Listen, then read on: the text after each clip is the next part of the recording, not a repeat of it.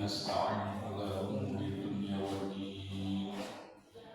وصلى الله وسلم على سيدنا محمد صلى الله عليه وسلم وعلى آله وصحبه أجمعين.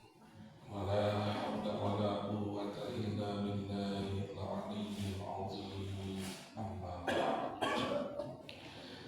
langkung tipayun manggalkan sami-sami manjatkeun puja sembah puji kehadirat Allah Rabbul Izzati.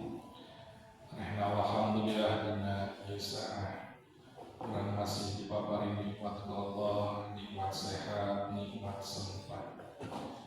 Dengan nikmat itu alhamdulillah kita masih diberikan kesempatan untuk melaksanakan ibadah sholat subuh berjamaah dan melaksanakan kajian ahad subuh. Mudah-mudahan di bulan kita pada pagi ini ada dalam ridho dan rahmat Allah Subhanahu wa Ta'ala. Amin. Salawat beserta salam semoga tetap terlimpah curah kepada junjungan ala Habibullah Habibuna Nabiullah Nabiyuna Sayyidul Alamin, penghulu alam semesta, baginda Rasulullah Muhammad sallallahu alaihi wasallam. Seperti biasanya sebelum dimulai kajian kita beristighfar 100 kali. Kita mulai dengan Sayyidul Istighfar. Bismillahirrahmanirrahim. Allahumma anta rabbi la ilaha illa anta khalaqtani wa ana 'abduka wa ana 'ala ahdika wa wa'dika mastata'tu. A'udzu bika min syarri ma sana'tu wa a'udzu laka bi ni'matika 'alayya wa a'udzu laka bi dhanbi faghfir li fa innahu la yaghfiru dhunuba illa anta. Astaghfirullahaladzim, astaghfirullahaladzim,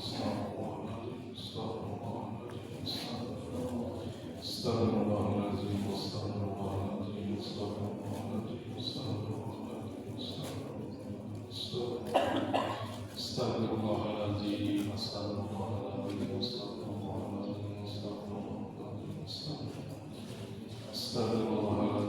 astaghfirullahaladzim, astaghfirullahaladzim, astaghfirullahaladzim,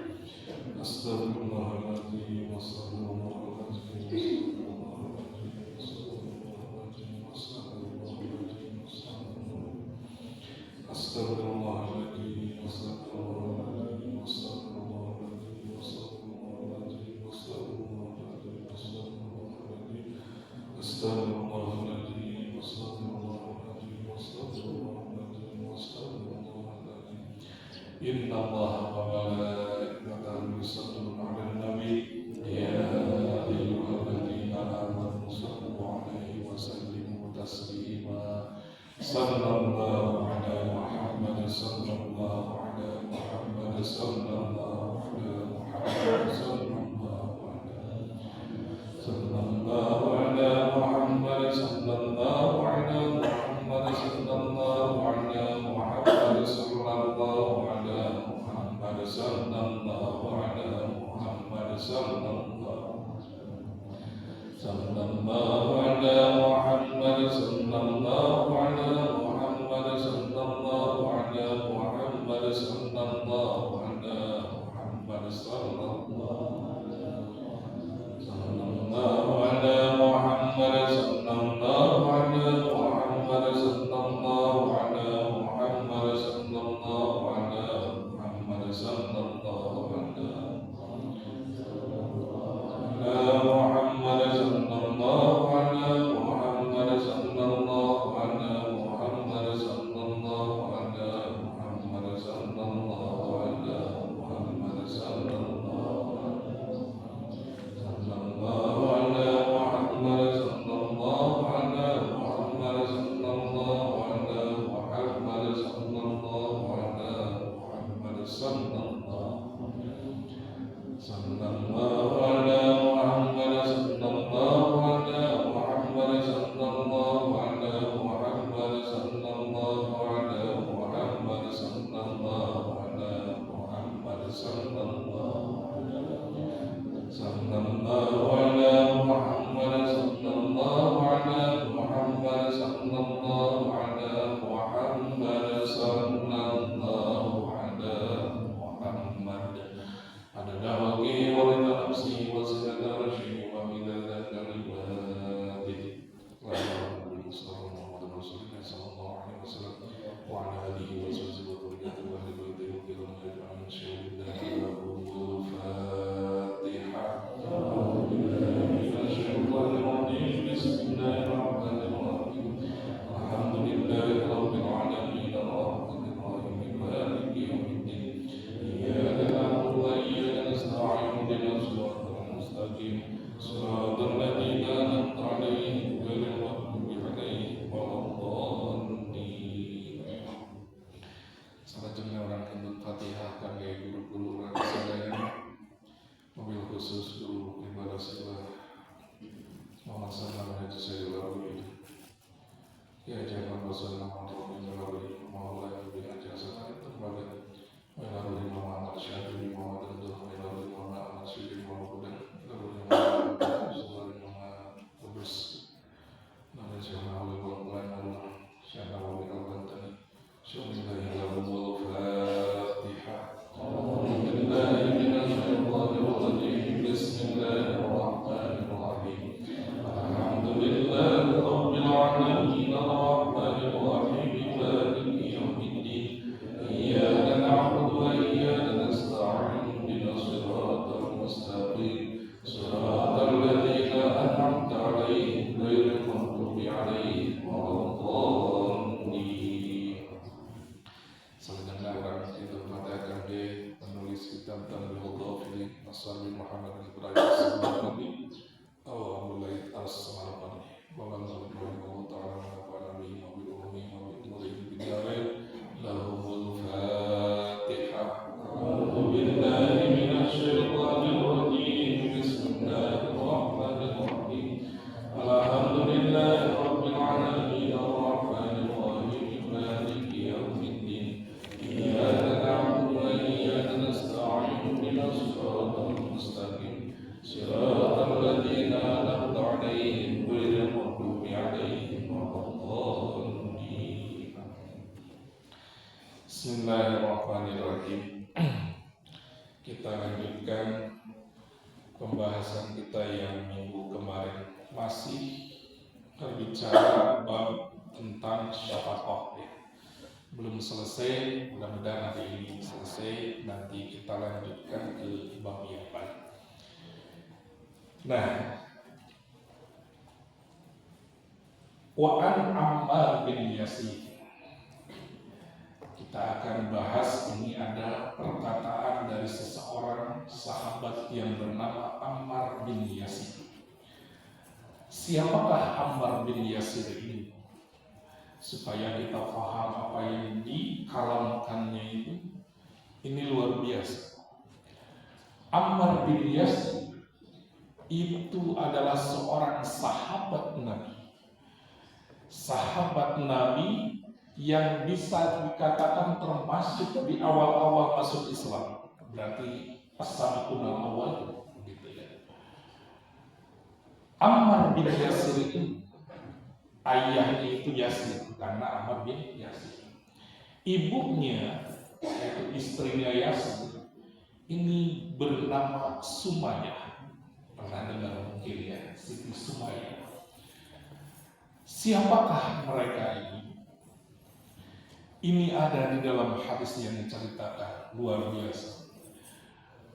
Sekeluarga ini mendapatkan teror daripada orang-orang kafir. Siti Sumayyah, bahkan ibunya yang bernama Siti Sumayyah itu, ini mendapatkan perlakuan yang biadab dari orang-orang kafir. Di satu riwayat, beliau terbunuhnya dan termasuk ke dalam orang syahidah pertama di dalam Islam itu, yaitu Siti Sumayyah. Orang yang syahid wanita pertama itu adalah Siti Sumayyah. Gitu ya. Di satu riwayat, di riwayat yang pertama ini dikatakan beliau itu karena disiksa oleh orang-orang kafir waktu itu, tangan kanan dan kaki kanannya itu diikat dengan kuda sebelah kanan, yang kaki kiri dengan tangan kiri juga diikat oleh kuda sebelah kiri.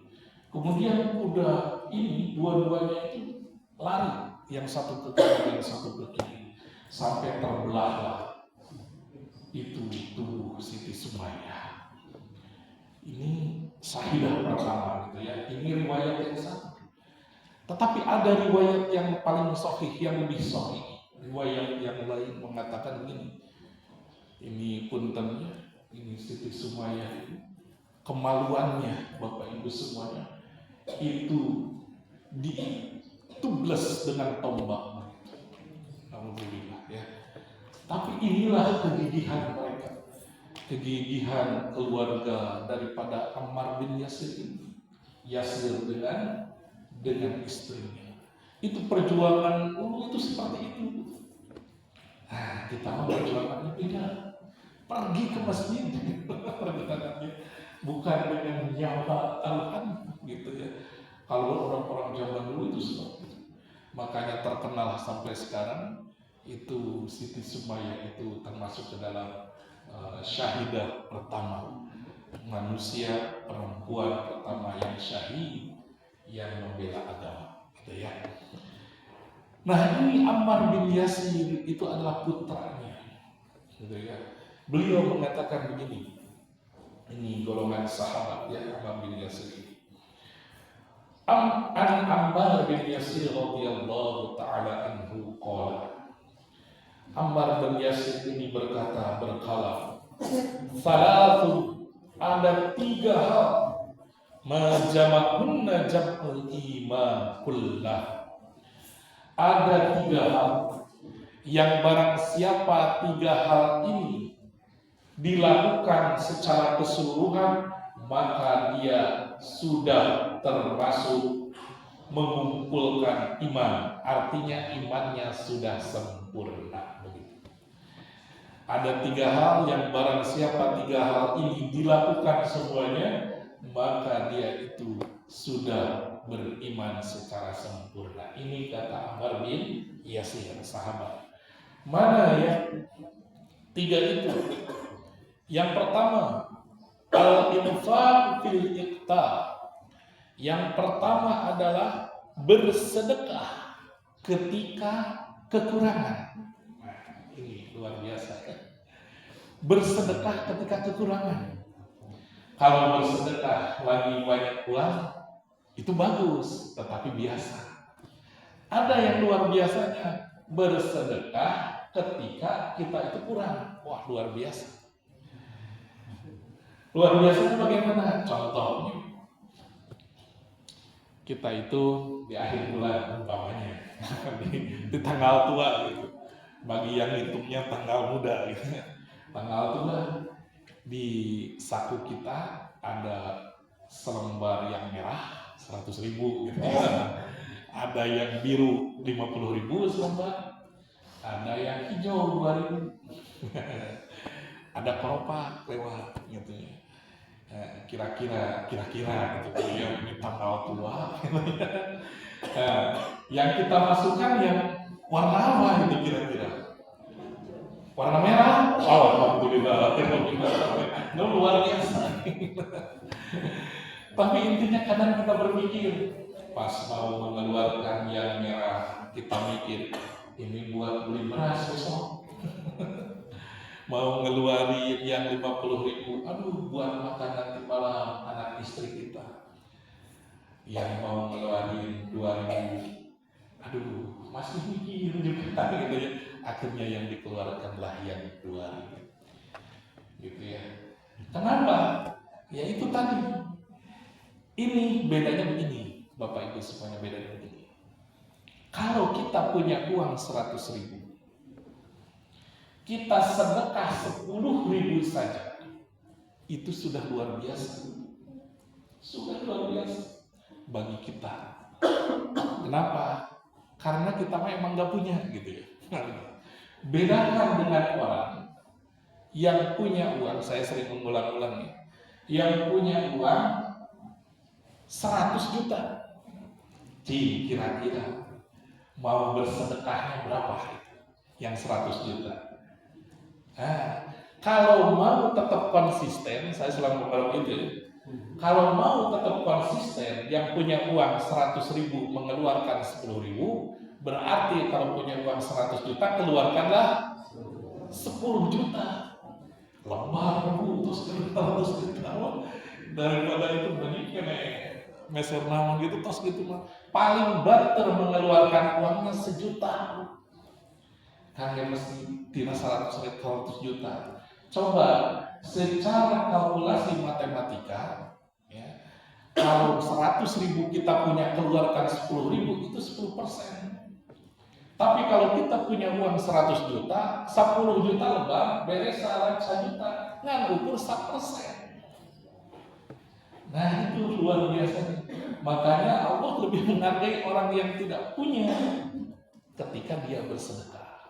Kalau melihat persentase ini, harus konsisten. Punya uang 1 miliar, berarti sedekahnya harus berapa? 100 juta. Oh, makin lebar. Jadi makin kaya, sebetulnya makin pelit kita itu. Makin kaya, makin pelit dan lebar. Daripada 100 juta jadi mending yang mesinnya 10 juta, 80 juta lah mending mesin naon. Makin pelit. Jadi mumpung belum kaya, perbanyaklah sedekah. Gitu ya. Mumpung belum kaya, kita perbanyaklah sedekah. Kenapa? Karena kita tidak terlalu memikirkan itu. Keluarkan 2.000, keluarkan 10.000, itu nilainya lebih besar. Ke atasnya, mudah-mudahan ke atas. Nah, ibaratnya begini, di sini dikisahkannya. Ibaratnya di padang pasir. Ada orang di padang pasir, kita punya minuman, punya air di gelas kita, umpamanya punya 2 gelas atau 1 botol. Kita mau sedekah air segelas di padang pasir. Beda dengan umpamanya kita di sini nih, sedekah 1 gelas ini. Mungkin bagi kita biasa. Kenapa? Karena di sini biasa. Tapi kalau di padang pasir, ini nilainya luar biasa. Begitu. Kenapa? Karena tidak punya lagi, karena yang dibutuhkan ini uang berpuluh-puluh juta pun tidak ada harganya. Ini yang berharga. Gitu. Itu teorinya begitu ya. Jadi intinya Bapak Ibu semuanya, di sini Ammar bin Yasir mengatakan bersedekah ketika kekurangan. Ketika orang merasa kekurangan, bersedekahlah. Begitu ya. Kenapa? Karena itu salah satu tandanya orang yang beriman secara kullah, secara sempurna. Nah, selanjutnya Bapak Ibu, ini kalau bicara sedekah itu matematikanya sudah matematika langit begitu ya, bukan matematika warung lagi. Kalau matematika warung, kalkulator warung kan hitungannya berbeda, harus pas gitu, makanya pakai kalkulator ya. Tapi kadang kita ketika mau sedekah suka pakai kalkulator warung biasanya kalau sedekah, aduh jadi sabaraha. Padahal secara matematika langit itu bertambah itu kata Nabi gitu ya, bukan kata ulama, bukan, itu kata Nabi gitu. Nah, pertanyaan selanjutnya, Pak Ustadz, ini saya benar-benar nggak punya uang. Meskipun tidak punya uang, ada bersedekah dengan low budget, begitulah bahasanya. Berarti 0 rupiah bisa bersedekah, kata Nabi. Mana saja bisa bersedekah ketika low budget itu? Yang pertama bisa dengan senyuman, bertersenyum saja, itu juga termasuk sedekah. Maka sok senyum Bapak Ibu. Senyum. Eta sedekah. Nuju teh gaduh aji senyum saja. Lamun tegaduh aji hebat rek kumaha orang sedekah gitu kabantu. Makanya itu salah satunya low budgetnya itu kalau mau bersedekah bersenyumlah, tersenyumlah gitu ya. Asal jangan senyum sendirian ya. Nah, kemudian yang selanjutnya, bersedekah dengan low budget itu menyingkirkan sesuatu di jalan. Umpamanya ada paku di jalan, ambil masukkan ke tong sampah atau dipinggirkan, itu juga sedekah dinilai gitu ya. Atau ada apa yang bisa membahayakan di jalan, pinggirkan, ada batu besar pinggirkan, sama, itu juga bersedekah dengan low budget gitu. Kalau mau dengan tenaga, biasanya kalau di masjid itu suka ada ya pengumuman mari kerja bakti, mana silakan bersedekah dengan tenaga atau dengan waktu. Kita punya waktu luar nih, ada kegiatan atau ada apa gitu, mana dengan waktu bisa ya. Nah, Bapak Ibu yang dirahmati Allah Subhanahu wa taala, dulu ada sahabat, saya sering mengatakannya takut lupa. Dulu ada sahabat yang meminta kepada Nabi, bertanya kepada Nabi, wahai Nabi, aku itu tidak punya harta sedikit. Aku itu iri kepada orang-orang yang punya harta. Kenapa? Karena mereka bisa bersedekah. Sedangkan aku tidak punya harta sehingga aku tidak bisa bersedekah. Apa kata Nabi? Oh, kalau itu mau gampang. Orang yang tidak punya uang sepertimu bisa bersedekah sama seperti mereka. Bagaimana caranya? Gampang, kata Nabi. Kata Nabi, setelah sholat fardu, bacalah tasbih subhanallah 33. Kemudian bacalah alhamdulillah 33. Kemudian bacalah Allahu Akbar 33. Maka itu termasuk ke dalam sedekahmu sama dengan mereka. Makanya dari sana kita sudah ada subhanallah 33, alhamdulillah dan Allahu Akbar 33. Itu riwayatnya dari sana. Ya, itu sama dengan bersedekah. Gitu ya, Bapak Ibu. Jadinya kalau sudah sholat, assalamualaikum langsung gajor punya subhanallah 33, alhamdulillah 33, Allahu Akbar 33. Nah, sahabat ini senang, kemudian pulang. Dia amalkan itu. Tapi keesokan 2 hari kemudian datang lagi ke Nabi, ngadu lagi ke Nabi. Wahai Nabi, aku mau ngadu lagi. Apa yang diadukan?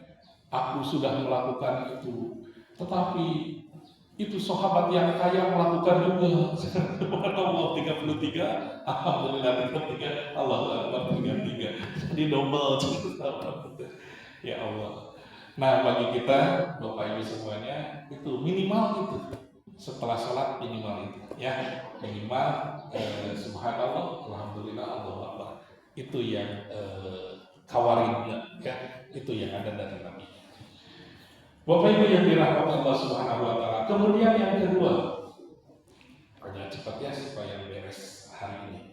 Yang kedua, menurut Ammar bin Yasir, wal ansabu min nafsihi. Yang kedua adalah menginsafi diri sendiri, introspeksi diri, begitulah bahasa. Kenapa harus menginsafi diri sendiri? Karena menginsafi orang lain itu lebih susah. Menginsafi orang lain terlalu mainstream, itu bahasa. Sehingga yang paling cocok bagi kita adalah menginsafi diri sendiri. Gitu ya. Kadang kita kalau mata lensa terlalu fokus ke depan, sehingga lupa dengan ada noda yang ada di dalam muka kita. Jadi yang dilihat itu ke depan, terus lupa dengan noda yang ada di muka kita. Makanya bercerminlah. Bercermin itu namanya introspeksi, menginsafi diri sendiri, itu maksudnya. Gitu ya. Kemudian yang jadi masalah biasanya bagi kita, ibu-ibu semuanya, yang jadi masalah, kita itu kadang rabun. Rabunnya itu dalam arti ini, amal baik kita sendiri yang kecil itu kelihatan terus, tapi kita rabun dengan kebaikan orang yang besar gitu, yang di depan mata. Kadang kita melupakan itu. Jadi yang dilihat kebaikan kita walaupun kecil. Oh iya, masjid lah orang jadi, sehingga gitu lah.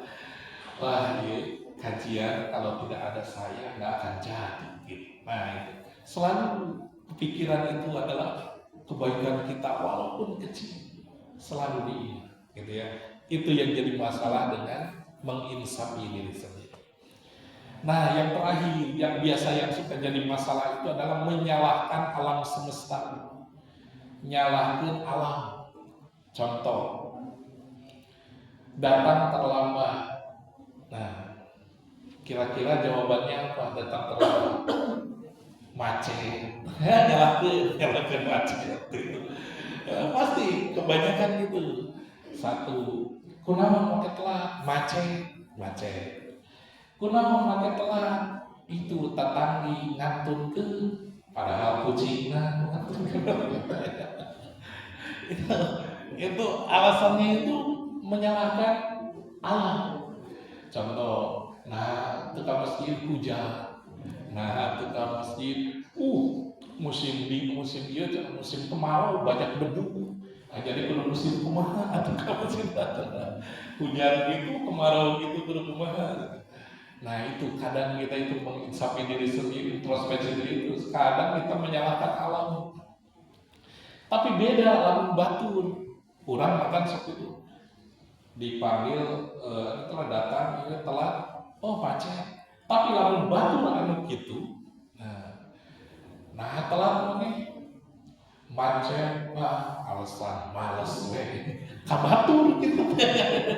Sedangkan diri kita nih macet gitu gitu ya. Nah ini hal-hal harus introspeksi diri ya. Nah kemudian bagaimana cara mengintrospeksi diri itu, bagaimana cara menginsafi diri itu. Yang pertama, ini kita harus membaca ulang dulu, zaman dulu. Artinya kita harus bercermin kepada zaman dulu. Kadang Bapak Ibu pernah kan, dulu yang kita lakukan 10 tahun yang lalu, kemudian ada dokumentasinya. Kemudian kita lihat dokumentasinya itu, entah itu video, entah itu tulisan, entah itu apa. Pas dilihat, senyum-senyum sendiri. Pernah lihat, pernah gitu ya.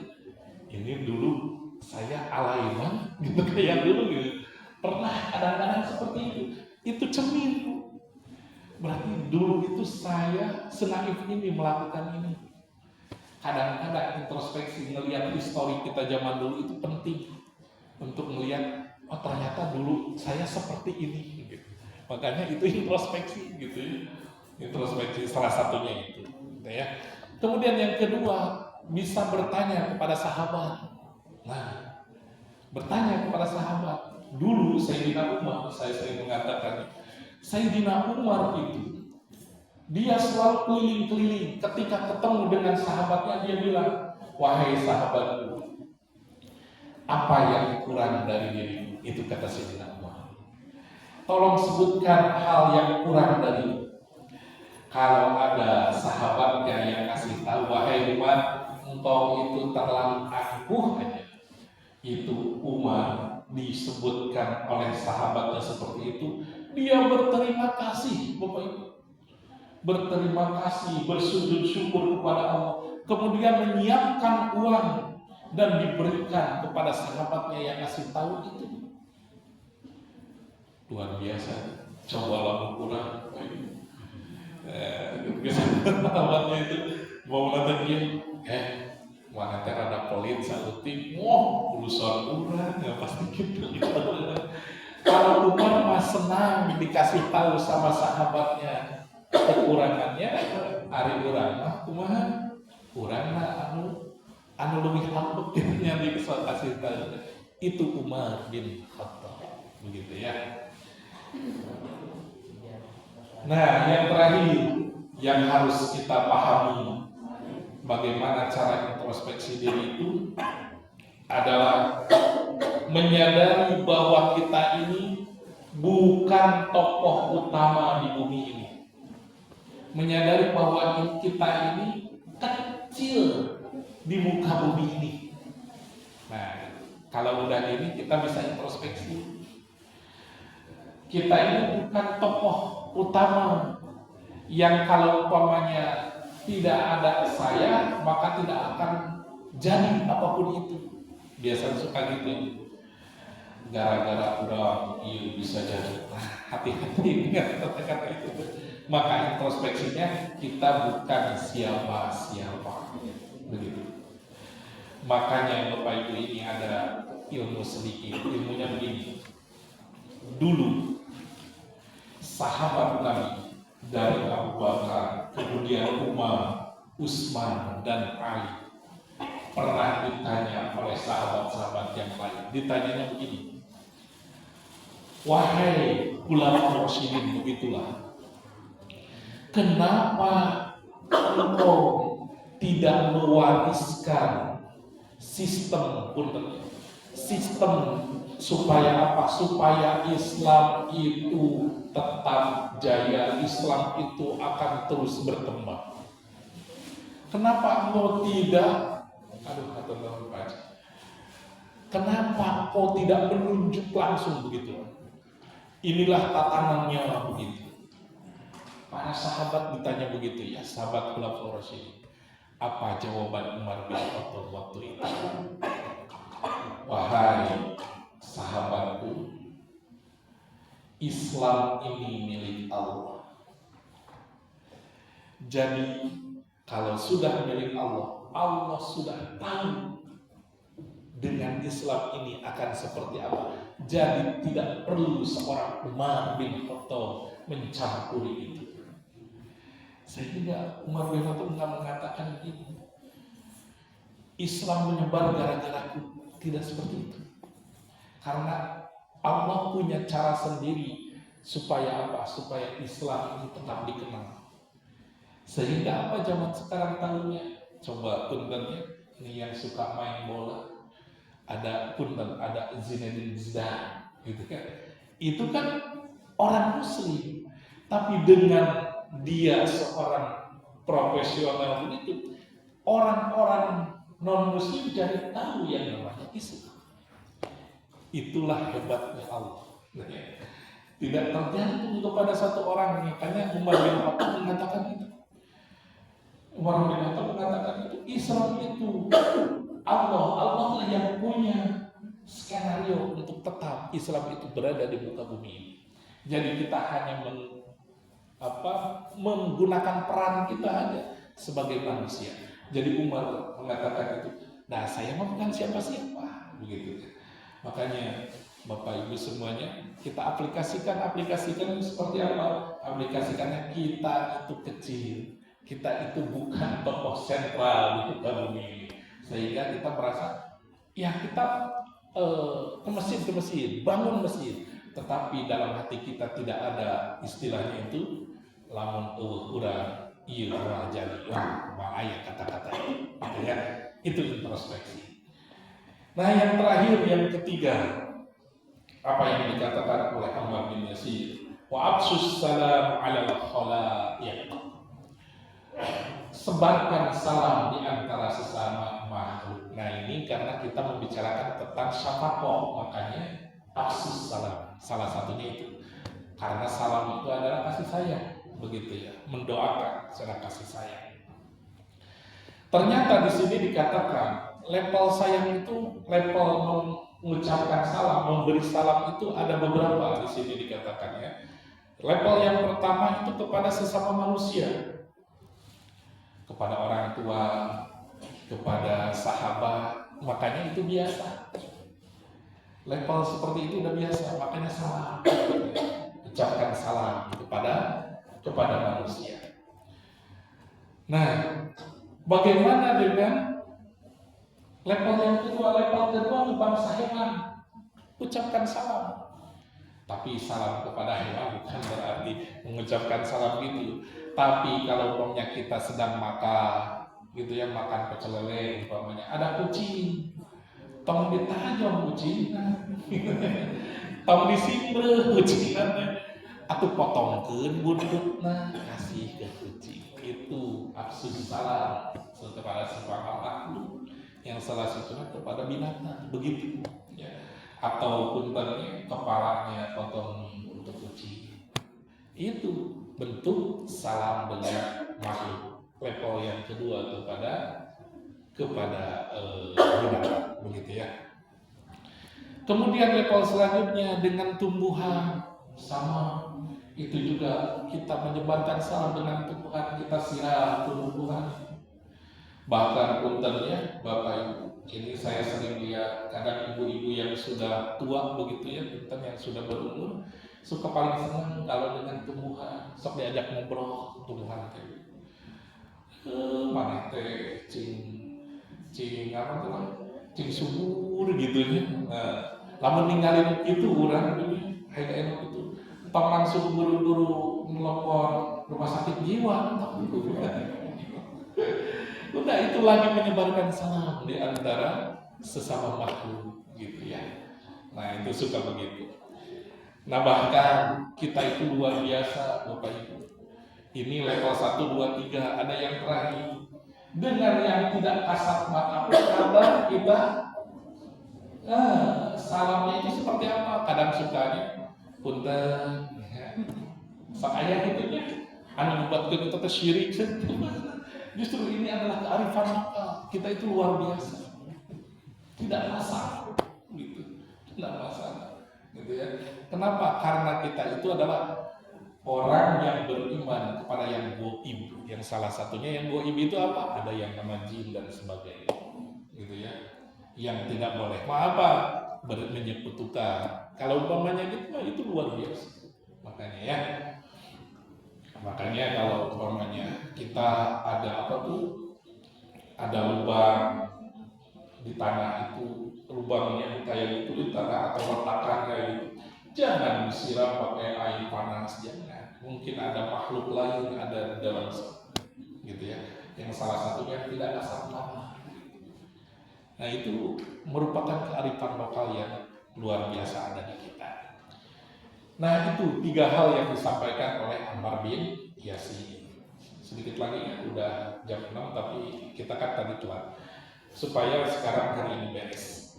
Yang selanjutnya, warumiyan Umar bin Abdul Aziz. Nah, sekarang selanjutnya ada perkataan dari Umar bin Abdul Aziz. Siapa Umar bin Abdul Aziz? Umar bin Abdul Aziz ini keturunan daripada Umar bin Khattab yang lahir setelah beberapa tahun kemudian, karena ini termasuk ke dalam khalifah dari Bani Abbasiyah, gitu ya.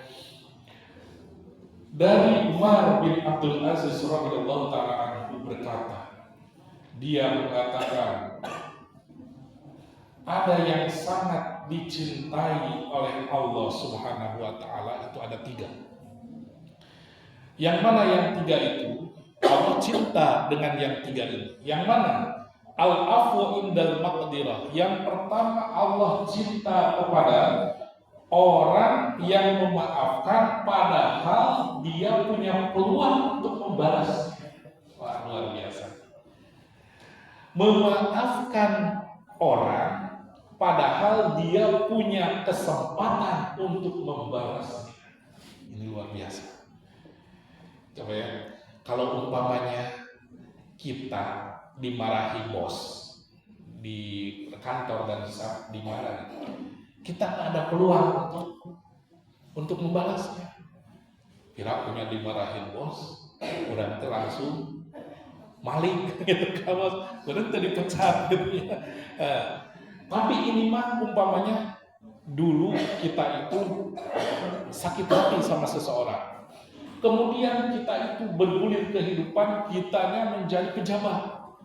Ini orang masih biasa, kan punya kesempatan untuk membalas. Tetapi kita memilih memaafkan, Allah suka, Allah mencintai orang itu. Hesek kata itu. Ari pas kemenangan mah justru itu teh menjadi senjata bagi kita. Makanya memaafkan kepada orang yang sedang menyakiti padahal kita punya kesempatan, itu sudah luar biasa. Allah mencintai orang yang seperti itu. Gitu ya. Tapi ada ungkapan yang mengatakan begini, memaafkan itu mudah. Tapi kata orang sebelah, ya orang-orang lain, ini yang bikin joke, yang bikin kayak gini, ini tidak pernah tahu dan tidak pernah berpengalaman. Contoh, umpamanya, contoh, kalau kita lagi di jalan, gitu ya, di jalan, kemudian kita itu di depan itu ada ibu-ibu sen kiri belok kanan, umpamanya gitu ya, sen kiri belok kanan. Punten sana si ibu-ibu di dia gitu. Kalau begitu, sen kiri belok kanan. Coba apa yang kita lakukan? Sumpah serapah, dasar macam-macam, wah itu keluar gitunya. Nah, justru bagi kita apa? Kembali lagi ke salam yang tadi, kita itu harus menjadi absus salam kepada siapapun. Sama dengan orang sen kiri belok kanan, kita itu mengucapkan salamnya bagaimana lain? Dasar bukan begitu. Salam kita bagaimana? Kita rem saja punya kitanya. Gitu. Itu salamnya, gitu ya. Kita rem punya kita, kemudian kita bicara, ya Allah, semoga nanti mau benar. Semoga nanti mau belok kanan, sen kanan. Nah itu seperti itu ya, seperti itu. Nah sama kebalikannya atau kelanjutannya itu memaafkan ketika kita bisa membalasnya. Sama ini kejadiannya ketika Nabi melakukan Futuh Mekah.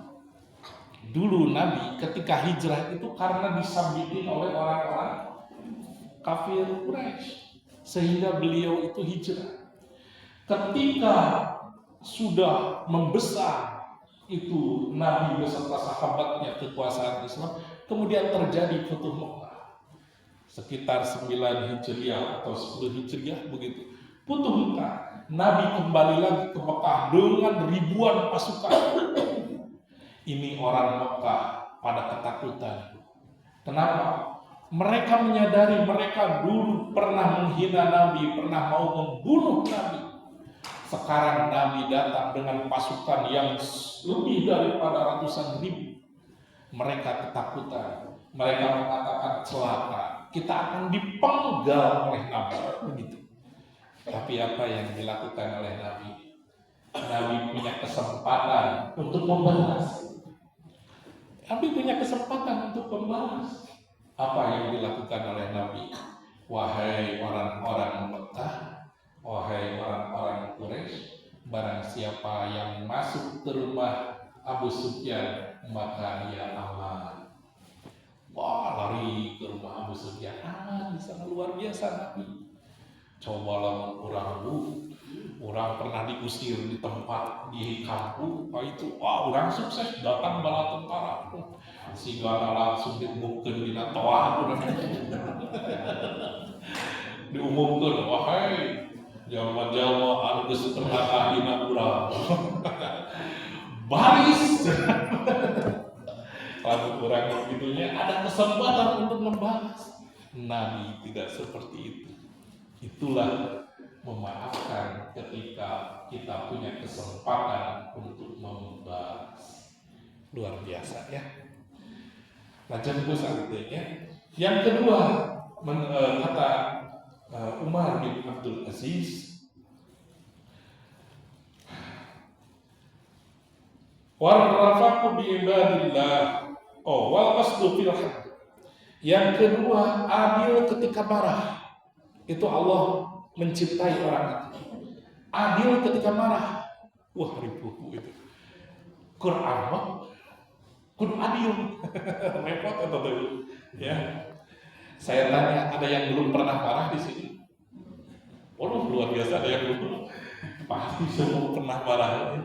Kalau sudah marah, itu akal sehatnya itu udah tersamping dulu itu.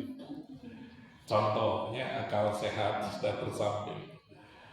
Suami, umpamanya suami kita, seorang laki-laki, suami, dimarahi bos di pekerjaannya, datang ke rumah, dia marah-marahnya ke siapa? Dia ada di rumah. Padahal kalau adil, apa perlu kamu sekali itu? Gitu ya. Ini luar biasa nih. Makanya ini yang marah itu bos. Datang ke rumah, segala jadi panelutan. Itu nggak adil. Kata istrinya, apa salah saya? Gitu kan? Apa salah saya? Begitu. Nah, kalau udah bisa menempatkan itu sudah luar biasa. Allah mencintai orang yang adil ketika marah.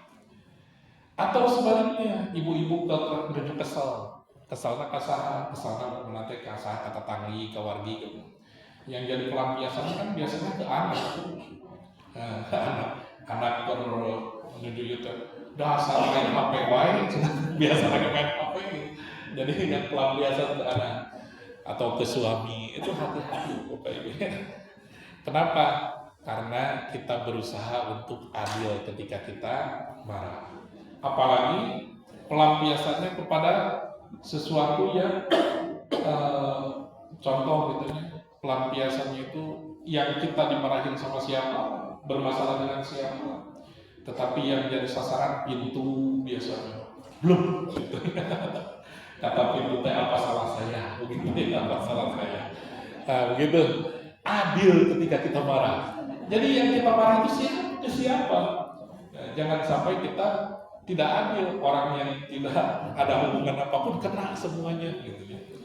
Sokayanya gitunya, sokaya sanes video bu di mana gitu soalnya. Nah gitu ya. Apalagi yang paling repot Bapak Ibu, ini biasanya kalau istri atau ibu-ibu itu ahli sejarah biasanya.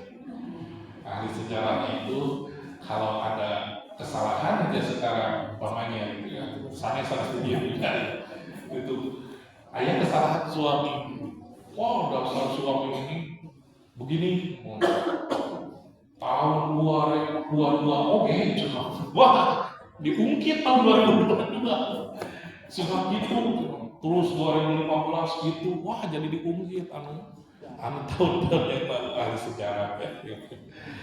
Makanya kata Nabi Shallallahu Alaihi Wasallam ketika kita marah, apa yang dilakukan? Yang pertama baca tangan bu, menuju ambek deh. Menuju ambek deh, tahun baca tangan kata Nabi. Kenapa? Karena kemarahan itu ada bisikan setan di sana. Makanya aku billahi minasyaiton. Aku berlindung dari bisikan setan itu, gitu ya. Nah, salah satunya dengan takut, naik ke ambek. Atau yang kedua, kalau umpamanya tetap masih itu, ubah posisi kita. Nuju ambek teh nuju tatih. Cari engal-engal. Utang nuju tatih teh ambek ambekin ambek. Engal-engal cari. Nuju ambek cari gitu. Upami nuju cari ya ambek ngagoler. Oh, gentos posisinya nggak boleh, langsung nggak boleh gitu ya. Ubah posisinya, gitu ya. Jangan dibalik karena goler amok tapi wah repot kebalik aja, bakal diudah gitu. Jadi kebalikannya, kalau berdiri duduk, yang duduk silakan untuk tiduran gitu. Kemudian yang selanjutnya berwudu. Keur amok teh wudu we. Kenapa? Karena wudu itu mendinginkan. Jadi keur amok itu buru-buru we ke tempat wudu, berwudu gitu ya. Mudah-mudahan rada-rada kumaha kan geus wudu teh makin amok ya beda deui itu urusan gitu ya. Nah, itu Bapak Ibu. Nah, selanjutnya yang ketiga, apa yang disampaikan oleh Umar bin Abdul Aziz, Allah mencintai kepada orang yang sayang kepada hamba-hamba Allah, yaitu syafaqah tadi, memberikan salam kepada seluruh makhluk, yaitu hamba-hamba Allah. Nah, ini baru syafaqah sudah selesai sampai sana ya. Ini tadi ada dua perkataan yang disampaikan oleh Ammar bin Yasir dan yang disampaikan oleh Umar bin Abdul Aziz. Bapak Ibu yang dirahmati Allah Subhanahu wa taala, aya salit deui 5 menit deui. Ieu mah salit mamihan. Alhamdulillah hari ini kita sudah berada di ujung dari bulan Syawal gitu ya, bulan Syawal. Ini sedikit saja supaya ada ilmu begitu. Karena di akhir itu suka ada yang namanya rabu wakasan ya. Ini sedikit saja ini keluar dari ini. Supaya apa? Supaya kita itu tidak mamang di dalam kalbu kita. Bapak Ibu, yang namanya sedikit saja ya, yang namanya rabu wakasan itu tidak ada dalilnya secara eksplisit. Tidak ada hadis Nabi tentang rabu wakasan, tidak ada, gitu ya, tidak ada. Tapi ini dari mana awalnya ini? Ini supaya kita mengerjakannya itu supaya tenang, gitu ya. Karena perlu yang kayak gitu. Tidak ada, ya, tidak ada. Mau zaman Nabi, zaman sahabat, zaman tabi'in, zaman Imam 4 mazhab belum ada, tidak ada. Tahun 600 tidak ada. Zaman Imam Mazhab itu sekitar tahun 300 Hijriah belum ada. Zaman Imam Ghazali tahun 500-an belum ada. Tahun 600, 700 Ibnu Taimiyah juga belum ada. Nah, ini adanya sekitar tahun 800, 900 Hijriah. Karena waktu itu ada yang namanya Imam Ad-Dairabi. Siapa Imam Ad-Dairabi? Imam Ad-Dairabi itu yang menulis ilmu kitab Mujawwad yang dipakai oleh pesantren-pesantren. Ilmu apakah itu? Itu ilmu tentang ilmu batin semua. Jadi Imam Ad-Dairabi ini adalah ahli batin, orang yang makrifat. Orang yang makrifat itu kasyaf begitu. Suatu ketika beliau dikasyafkan oleh Allah melihat pada setiap Rabu di bulan Safar di akhir itu melihat yang namanya bala turun. Nah, dari sananya kita suka melakukan istighfar, suka melakukan memohon pertolongan kepada Allah pada bulan Rabu, bulan Safar di akhir, begitu ya. Nah, itu dari sana, gitu ya. Jadi tidak ada dalil sahihnya secara eksplisit, baik itu sahabat ataupun Nabi. Itu adalah perkataan dari seorang ahli kasyaf, ahli makrifat, yaitu Imam Ad-Dairabi. Bagaimana kita menyikapinya? Itu terserah, tidak apa-apa. Kalau umpamanya kita suka ada sholatnya sholat sunnah mutlak saja. Sholat sunnah mutlak kita lakukan, tidak apa-apa, bagus. Yang tidak melakukan, tidak masalah. Karena emang tidak masalah gitu. Sholat sunnah mutlak itu boleh dilakukan kapanpun, kecuali yang diharamkan, ya, kecuali yang diharamkan setelah sholat asar itu jangan, gitu ya. Tapi kalau setelah sholat maghrib itu boleh. atau sekarang jam 7 umpamanya ya, itu boleh sholat sunnah mutlak. Jadi kalau kita masih sering melakukan setelah maghrib kita sholat sunnah mutlak tidak masalah, gitu ya. Niatnya kita melaksanakan sholat sunnah mutlak, kemudian berdoa kepada Allah, mudah-mudahan kita selalu diselamatkan. Bagusnya itu tiap malam, tidak hanya pas malam Rabu itu. Bagusnya tiap malam, tapi tidak urangannya etak itu kedulun gitu ya, orang-orang nu kedulun. Biasanya orang kalau ada momen baru melakukan gitu. Nah, wajar lah gitu mah gitu ya, daripada henteu ibarat nama. Makanya ada momen-momennya yaitu Rabu Wakasan, sehingga kita melaksanakan sholat sunnah mutlak, tidak masalah. Kalau yang tidak melakukan tidak masalah, jangan masalah. Kalau saya bagaimana? Ada yang bertanya, saya kadang melakukan, kadang enggak. Kenapa? Kalau melakukan, kalau ada waktu, saya lakukan. Tapi kalau di kantor lagi ada kerjaan banyak, tidak saya lakukan. Kenapa? Karena pekerjaan itu wajib, begitu ya. Nah, jadi kita harus tahu dulu mana wajib, mana sunnah, mana yang ada kebolehan atau keutamaan. Jadi jangan paksain juga gara-gara ngelakuin itu kita melupakan kewajiban kita, itu tidak boleh, gitu ya. Nah ini ilmu saja buat kita yang melakukan. Kalau ada waktu luang boleh kita lakukan, niatnya sunnah mutlak saja, sholat sunnah mutlak saja, karena itu tidak masalah, gitu ya.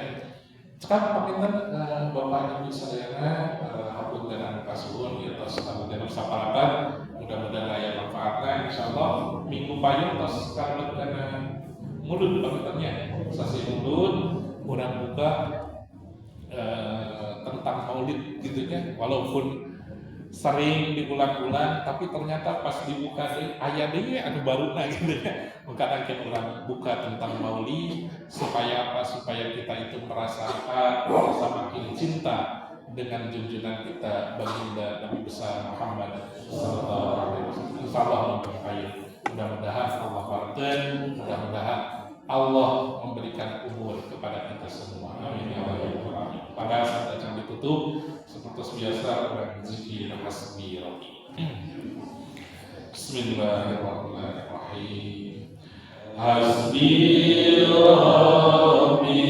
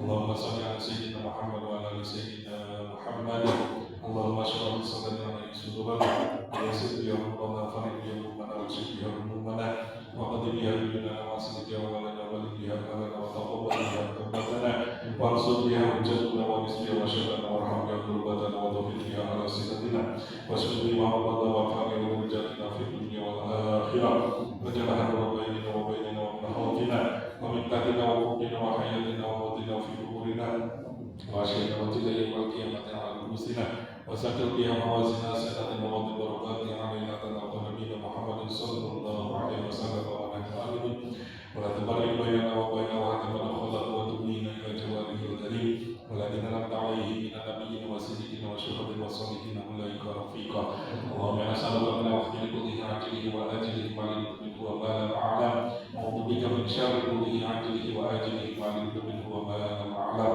اللهم إني أسألك بأسمائك الحسنى وبصفاتك وبالقرآن الكريم وبجاه نبيك المرتضى محمد صلى الله عليه وسلم وبأعمال الصالحة حسن مقاصدنا mengartikan selain hajat masing-masing ya Allah ya Rabbul.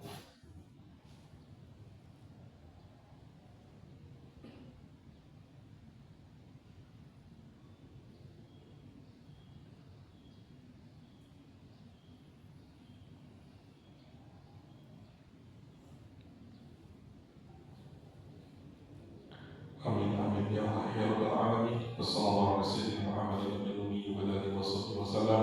Rabbana atina fid dunya hasanatan wa fil akhirati hasanatan wa qina adzabannar. Subhana rabbika rabbil izzati amma yasifun. Wassalamu alal mursalin walhamdulillahi rabbil alamin. Bi barakatihil Qur'an al-Fatihah. Bismillahirrahmanirrahim. Alhamdulillahi rabbil alamin. Arrahmanir rahim. Maliki yaumiddin. Iyyaka na'budu wa iyyaka nasta'in. Ihdinas siratal mustaqim. Siratal ladzina an'amta 'alaihim ghairil maghdubi 'alaihim waladdallin. Amin.